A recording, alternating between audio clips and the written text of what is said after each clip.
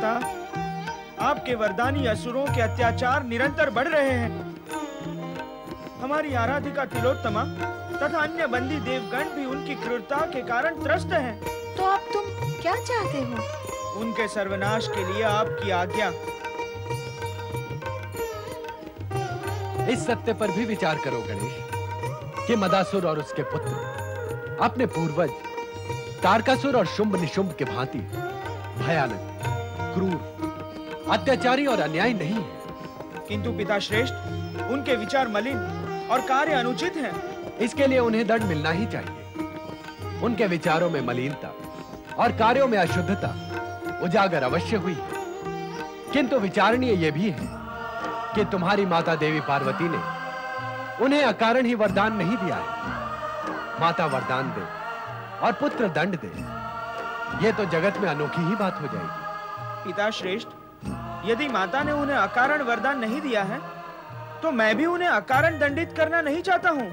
तुम जो करना चाहते हो वो उचित ही है, किंतु स्थिति का विवेचन करना भी आवश्यक है। उन्हें दंडित करने से पूर्व तुम अपनी माता से आज्ञा प्राप्त करने आए, अर्थात अपने माता के प्रति तुम्हारे मन में सम्मान है, तो आवश्यक है कि अपने माता के वरदान के प्रति भी सम्मान है। पिता श्रेष्ठ, इसीलिए तो माता की आज्ञा लेने में यहाँ उपस्थित हुआ हूँ। मैं जानती हूँ कि तुम मेरे आज्ञाकारी पुत्र हो और जो भी करोगे माता की मर्यादा और प्रसन्नता का विचार करके ही करोगे। मेरे वरदानी असुरों के विषय में तुमने विचार किया और उन्हें दंड देने से पूर्व मेरी आज्ञा लेने मेरे पास चले आए। यह मेरे लिए प्रसन्नता की बात है। यहाँ एक सत्य यह भी है कि मेरे वरदान की गंभीरता को तुमने समझा, किंतु उन्होंने समझने का प्रयत्न नहीं किया। उसका उन्होंने दुरुपयोग किया है। ऐसे में वे दंड के भागी तो हैं, किंतु कठोर दंड के नहीं।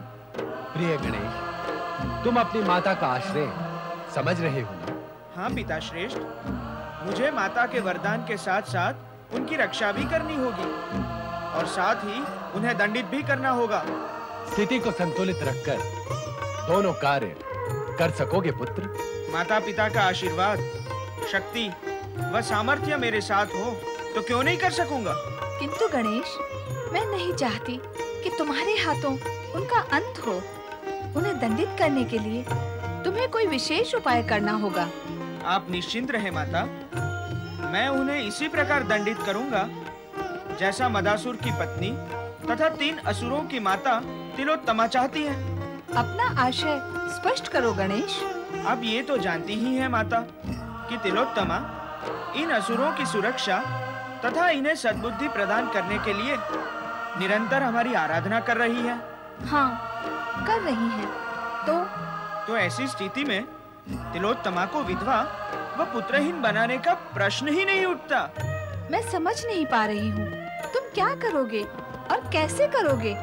आप मुझे कुछ समय दें तो मैं आपको प्रत्यक्ष बताऊंगा कि मैं क्या करूंगा। प्रत्यक्ष?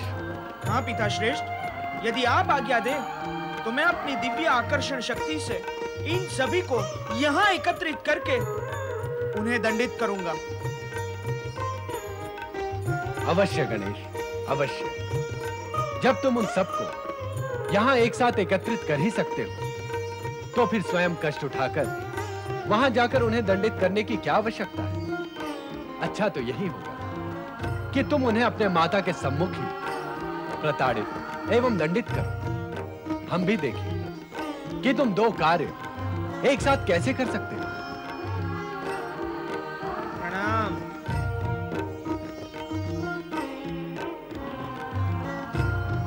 मदासुर,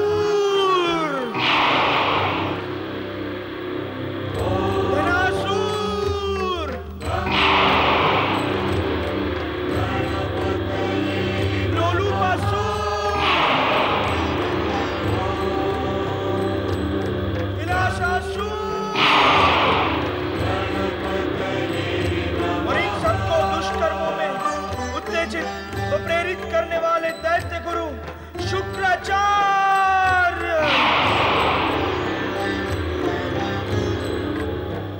प्रकट हो।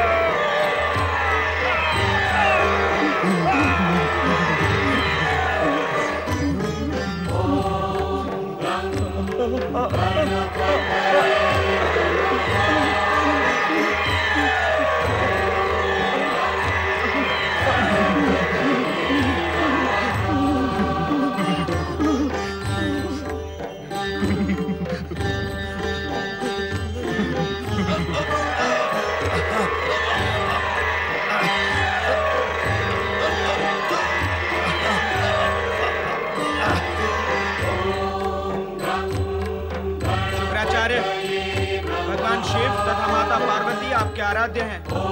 इन्हें प्रणाम कर इनकी जय जयकार करो। देवादिदेव महादेव और माता पार्वती की जय। प्रभु, यदि आपकी अनुमति हो तो मैं दुखी तथा पीड़ित देवताओं को बंधन मुक्त करके आपके सामने उपस्थित करूं तथा भगवान, मैं ये भी चाहता हूं कि उच्च तथा उत्तम विचारों वाली तिलोत्तमा को भी यहाँ बुला लूं, ताकि वो भी अपने पति व पुत्रों के दुष्कर्मों का परिणाम स्वयं अपनी आंखों से देख लें। अवश्य। देवराजेंद्र, देवगण तथा तिलोत्तमा उपस्थित हो।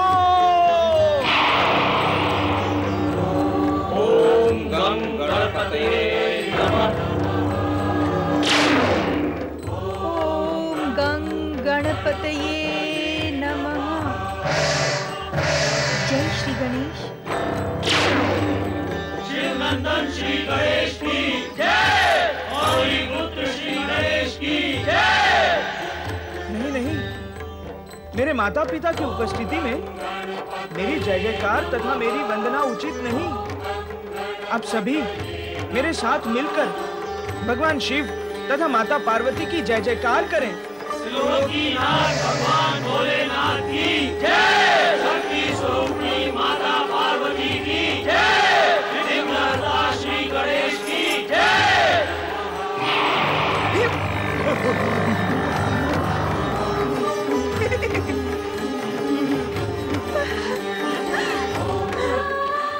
हे श्री गणेश, हे सिद्धि विनायक, मैं आपसे प्रार्थना करती हूँ कि मेरे पति और पुत्रों को अपने क्रोध का भाजन न बनाए। उन पर दया करें, उन पर दया करें प्रभु। चिंता न करो तिलोत्तमा, तुम्हारे आराध्य श्री गणेश ऐसा कुछ भी नहीं करेंगे जिससे तुम्हारा मन पीड़ित हो। धैर्य धारण करो। तिलोत्तमा ने अभी अभी क्या कहा वो सुना तुमने? वो अभी भी तुम्हारे लिए सद्भावना ही रखती है और दया चाहती है। तुम्हारे मन में सदाचार की भावना तथा सद्बुद्धि जगाने के लिए तिलोत्तमा सदा हमारी प्रार्थना करती रही, परंतु जिसकी उत्पत्ति के साथ ही असुर व असुरता जुड़ी हुई हो, उसे सन्मार्ग पर लाना असंभव है। दैत्य गुरु, आप ही बताएं कि परमपिता ब्रह्मा ने दैत्यों के निवास के लिए कौन सा लोक निश्चित किया है? परमपिता ब्रह्मा ने दैत्यों के लिए केवल पाताल लोक ही निश्चित किया है। किंतु क्षमा करें श्री गणेश, हम परमपिता ब्रह्मा जी की इस अन्यायपूर्ण व्यवस्था को स्वीकार नहीं कर सकते। पाताल लोक का सीमित क्षेत्र दैत्यों के लिए कभी भी पर्याप्त नहीं रहा। जिनकी भुजाओं में असीम शक्ति और प्राणों में भरपूर उत्साह भरा हो, उन असुरों की संतुष्टि केवल पाताल लोक से नहीं हो सकती। उन्हें तो तीनों लोकों पर अधिकार प्राप्त करने के पश्चात भी संतोष नहीं होता है। जब भीरु देवता स्वर्ग के अधिकार को सुरक्षित रखने में समर्थ नहीं है, तो उन्हें क्या अधिकार है स्वर्ग को अपने अधिकार में रखने का? ऐसे में यदि असुर अपनी शक्ति के बल पर स्वर्ग पर अधिकार करना चाहते हैं, तो क्या अनुचित है? दैत्य गुरु शुक्राचार्य, भुजाओं में असीम शक्ति और प्राणों में भरपूर उत्साह वाले आपके द्वारा शिक्षित एवं दीक्षित आपके चारों असुर यहाँ खड़े खड़े कांप रहे हैं। नारायण नारायण। जगत पिता भगवान भोलेनाथ और माता पार्वती के सम्मुख आकर जगत के समस्त प्राणी निर्भय हो जाते हैं, किंतु आपके ये चारों असुर अकारण ही भयभीत हो रहे हैं। अभय स्थान पर जो भयभीत होते हैं, उन्हें आप त्रिलोक का अधिकारी बनाकर तीनों लोक का अस्तित्व समाप्त कर देना चाहते हैं क्या? ऐसे भीरुओं को तीनों लोक का अधिकार तो क्या, पाताल लोक का अधिकार भी प्राप्त नहीं होना चाहिए। दैत्य गुरु, आप देख नहीं रहे आपके चारों असुर अपने स्थान से पतित होकर कैसी दयनीय स्थिति में यहाँ खड़े हैं? आपकी शिक्षा इनको लाभ नहीं पहुंचा सकी। नारायण नारायण। यदि इस स्थान पर आपने अनुचित शब्दों का प्रयोग किया, तो भगवान भोलेनाथ एवं श्री गणेश के कोप का भाजन बन सकते हैं आप। अतः सावधान। दैत्य गुरु, आप असुरों का अंत चाहते हैं अथवा पातालोक में इनका निवास? आप हमें निर्णय लेने में सहयोग नहीं देंगे तो हम स्वयं निर्णय ले लेंगे। अब हम तिलोत्तमा के तीनों पुत्रों को पाताल लोक भेज देंगे। इसके पश्चात भविष्य में यदि इन लोगों ने स्वर्ग अथवा पृथ्वी पर अधिकार जमाने का प्रयत्न किया, तो इनका अंत निश्चित है।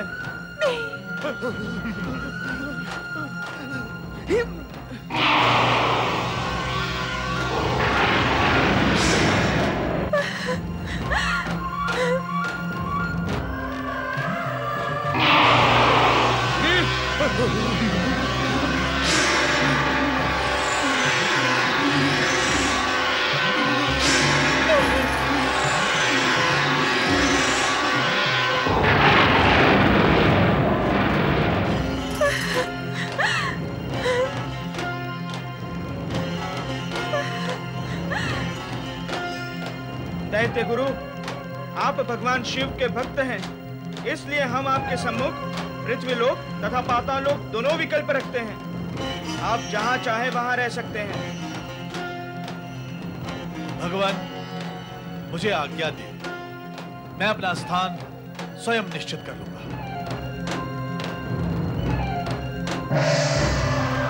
श्री गणेश, कृपया कर मुझे पाताल लोक न भेजें। मुझे मेरे पति के साथ पृथ्वी पर निवास करने की अनुमति दें, ताकि मैं आपकी आराधना कर सकूं। मैं आपकी आराधना कर सकूं प्रभु। मदासुर, हम जानते हैं कि तुम हमारे न्याय और निर्णय से प्रसन्न नहीं हो। वैसे भी ये सब तुम्हारी प्रसन्नता के लिए नहीं, विधि के विधान के अनुसार ही निश्चित किया गया है। अब हम तुम्हें इतना ही कहेंगे कि भविष्य में तिलोत्तमा को किसी भी प्रकार का कष्ट न देना। यदि दिया तो उसके भयानक परिणाम भोगने के लिए भी तैयार रहना। मैं सदा ही आपकी आज्ञा का पालन करूंगा श्री गणेश।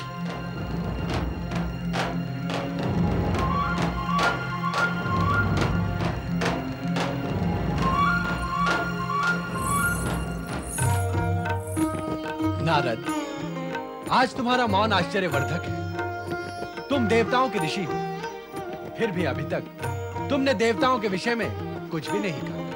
अब क्या कहूं भोलेनाथ, इनके विषय में इतना कहा और सुना गया है कि अब कुछ कहना शेष ही नहीं रह गया। और वैसे भी श्री गणेश के न्याय निर्णय और बुद्धि विधान से मैं इतना मंत्रमुग्ध हो गया था कि इस और ध्यान ही नहीं गया।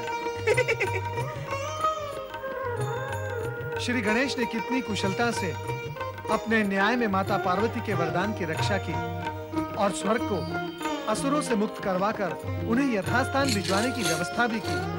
अब स्वर्ग पर पुनः देवताओं को अधिकार प्राप्त हो गया है। ये कितने हर्ष की बात है। और ब्रह्म परमात्मा शिव शंकर की जय, शक्ति स्वरूपिणी माता पार्वती की जय, श्री गणेश की जय। देवराज, स्वर्ग से अपहरण की गई समस्त संपत्ति पुनः स्वर्गलोक पहुंच चुकी है। देवी शची वहां आपकी प्रतीक्षा कर रही है। अब आप सब निश्चिंत होकर स्वर्गलोक जाएं। किंतु ये ना भूलें कि स्वर्गलोक आपके लिए तभी तक सुरक्षित रहेगा जब तक आप शक्ति एवं सदाचार के प्रति सजग रहेंगे। आपका कल्याण हो। देवाधिदेव महादेव शिव शंकर की जय, शक्तिदायी माता पार्वती की जय, विघ्नहर्ता श्री गणेश की जय।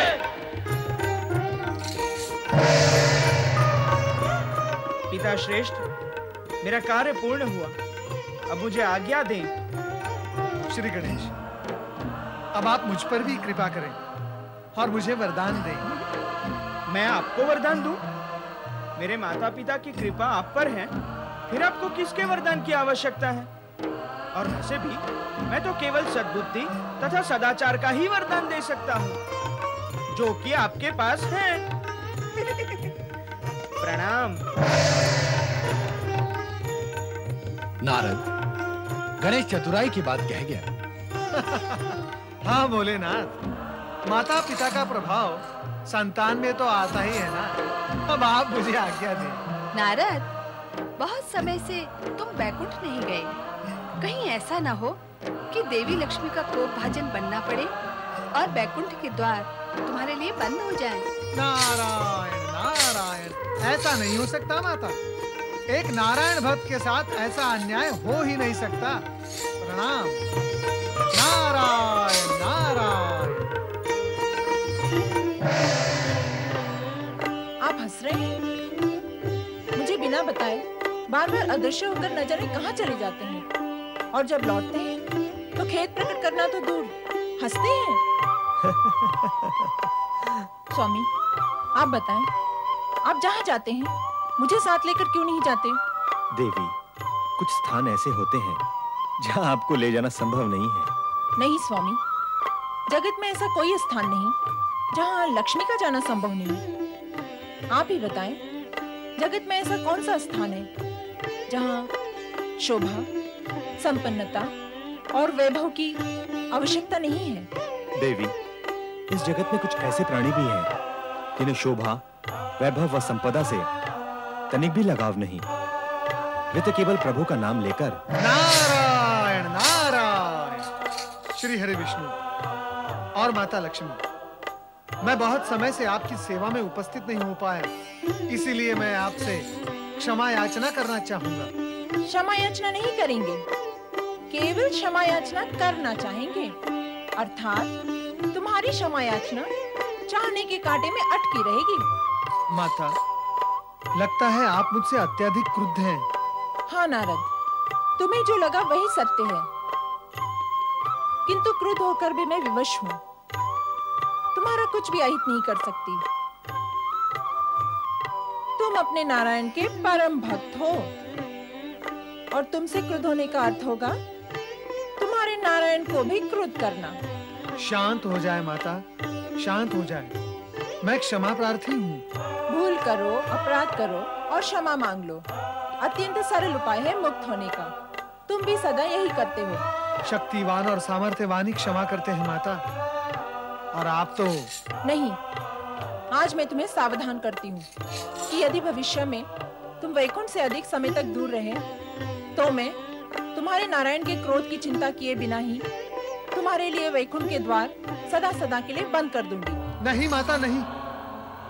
भविष्य में मुझसे ऐसी कोई भूल नहीं होगी। माता पार्वती ने ठीक ही कहा था। आप मुझे दंड देने की मुद्रा में हैं, इसलिए तो मैं यहाँ दौड़ा दौड़ा आपकी सेवा में उपस्थित हुआ हूँ। अर्थात तुम इस समय शिवधाम कैलाश से चले आ रहे हो? हाँ प्रभु, मैं वहां से श्री गणेश की अद्भुत लीलाएं देखकर आ रहा हूँ। धन्य है श्री गणेश, और धन्य है उन्हें जन्म देने वाली माता पार्वती, और धन्य है उनके जनक भगवान भोलेनाथ। पुत्र हो तो ऐसा। क्या बात है नारद, तन्मय होकर श्री गणेश का गुणगान कर रहे हो? ऐसा क्या महान कर दिया है श्री गणेश ने? माता, उन्होंने अपनी माता के वरदान की लाज रखते हुए 3 असुरों को पाताल लोक भेज दिया। न मारकाट, न रक्तपात, न युद्ध लड़ाई। पुत्र हो तो ऐसा, पुत्र हो तो ऐसा, पुत्र हो तो ऐसा।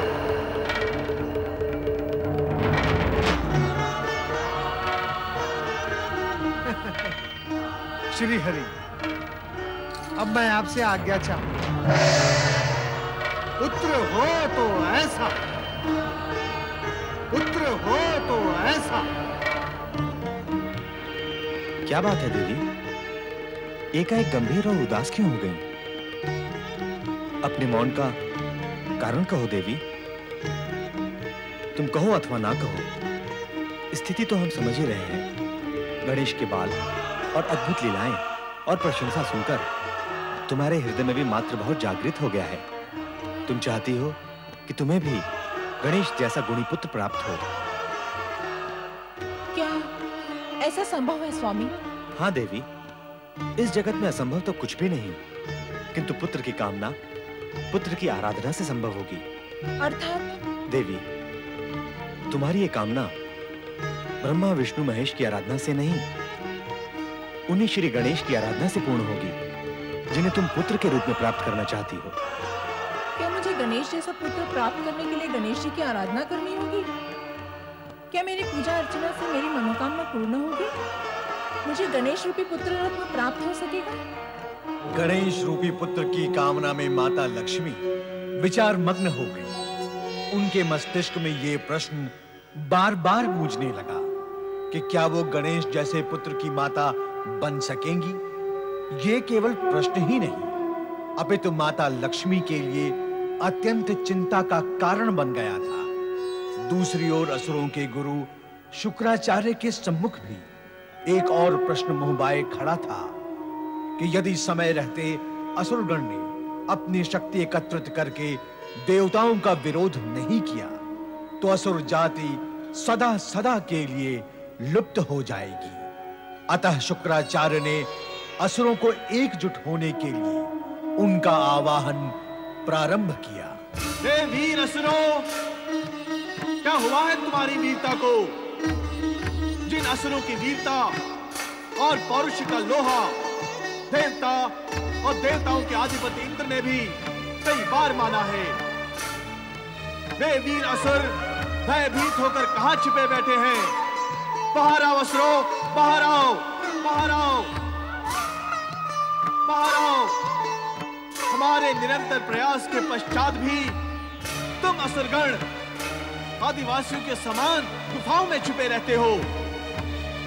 हमारे बार बार आह्वान पर भी तुम हमारे आश्रम पर प्रकट नहीं होते हो।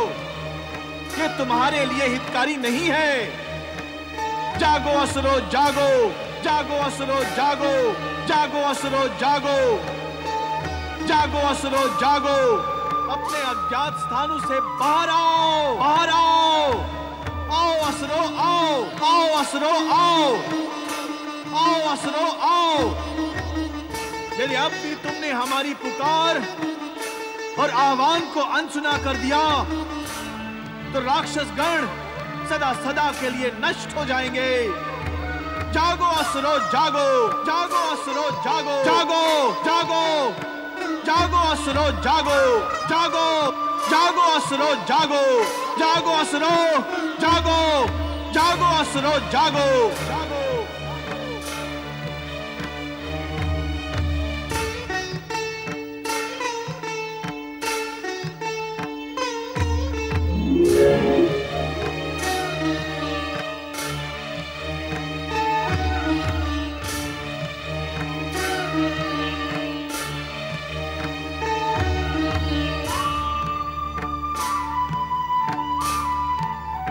वो देखिए देवराज, दमनासुर के नेतृत्व में असुर चले आ रहे हैं।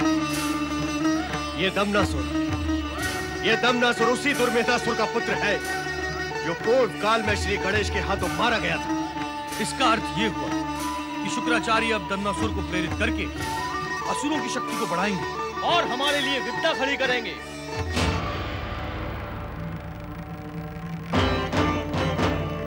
दमनासुर, प्रणाम गुरुदेव। तनिक अपनी दुर्दशा तो देखो। इसे देखकर तुम्हें लाज आ रही है अथवा नहीं, ये मैं नहीं जानता, किंतु तुम्हें देखकर मेरा मस्तक लाज से झुका जा रहा है। तुम केवल दैत्य हो, हम दैत्य गुरु हैं। जिस दुर्मेधासुर ने तीनों लोकों पर विजय प्राप्त करके देवताओं को स्वर्ग से भगाकर उन्हें इधर उधर छिपने पर विवश कर दिया था, उसी दुर्मेधासुर का पुत्र आज शोचनीय और दुखद स्थिति में पहुंच गया है। कहां गया तुम्हारा वो शौर्य? कहां गई तुम्हारी वो विकरालता? क्या हुआ तुम्हारे साहस और वीरता? कहां गई वो तुम्हारी भयानकता जिससे संपूर्ण सृष्टि में हाहाकार मच जाता था? दैत्य गुरु, हमारी इस दुर्दशा के लिए केवल हम ही दोषी नहीं हैं। हमारा नेतृत्व करने वाला कोई नहीं था दैत्य गुरु। हमारा नेतृत्व करने वाला कोई नहीं था। और यदि कोई होता तो हम देवताओं को कुचल देते दैत्य गुरु। हाँ दैत्य गुरु, हम उनको मिटा डालते। आपने हमारा आवाहन किया है, हम में भी कुछ करने का उत्साह जागा है दैत्य गुरु। हाँ दैत्य गुरु, आपके आने से हमें नया जीवन मिला। अब हम वही करेंगे जो आप कहेंगे। आपने हमें नई आशा जगाई है। बताएं दैत्य गुरु, असुरों के किस शत्रु का संहार करना है हमें? सबसे पहले तुम ये विचार करो कि तुम्हारी इस दुर्दशा के मूल में कारण कौन है? असुरों की दुर्दशा के मूल में सदैव देवता ही कारण रहे हैं दैत्य गुरु। सत्य कहा तुमने, किंतु तुम्हारी और दमनासुर की दुर्दशा के मूल में कारण है असुरों के आराध्य भगवान शिव का पुत्र श्री गणेश। सुन रहे हो दमनासुर? तुम्हारा पितृहंता गणेश, वो हमारे आराध्य का पुत्र होते हुए भी असुरों का शत्रु है। उसी गणेश से तुम्हें अपने पिता की मृत्यु का प्रतिशोध लेना है। लूंगा दैत्य गुरु, अवश्य लूंगा। अपने पिता के हत्यारे से प्रतिशोध अवश्य लूंगा। भले ही वो असुरों का आराध्य शिव का पुत्र गणेश ही क्यों ना हो, मैं उसे नहीं छोड़ूंगा दैत्य गुरु। दमनासुर, गणेश सर्वशक्तिमान है। उससे प्रतिशोध लेने के लिए तुम्हें विशेष शक्ति प्राप्त करनी होगी। वो भी करूंगा दैत्य गुरु, अवश्य करूंगा। पिता का प्रतिशोध लेने के लिए आप जो भी आज्ञा में आदेश देंगे मैं उसका पालन करूंगा दैत्य गुरु।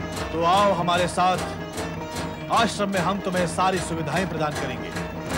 ओम ऐं ह्रीं क्लीं चामुंडायै स्वाहा। ओम ऐं ह्रीं क्लीं शक्ति देव्यै स्वाहा। ओम ऐं ह्रीं क्लीं शिवप्रियायै स्वाहा।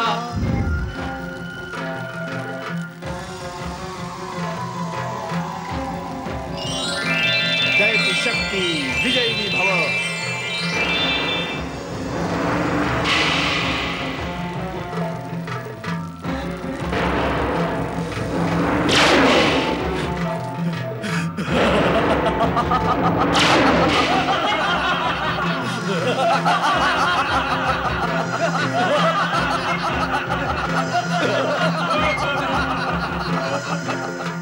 दैत्य गुरु शुक्राचार्य की जय, दैत्य शक्तियों की जय, असुर शक्तियों की जय, दैत्य गुरु शुक्राचार्य की जय, दैत्य शक्तियों की जय। दैत्य गुरु शुक्राचार्य से दैत्य शक्तियां प्राप्त कर असुर अत्यंत प्रसन्न हो उठे, किंतु देवगण भयभीत हो गए और देवगण के सम्मुख देवेश्वर शिव की शरण में जाने के अतिरिक्त अन्य कोई मार्ग नहीं था।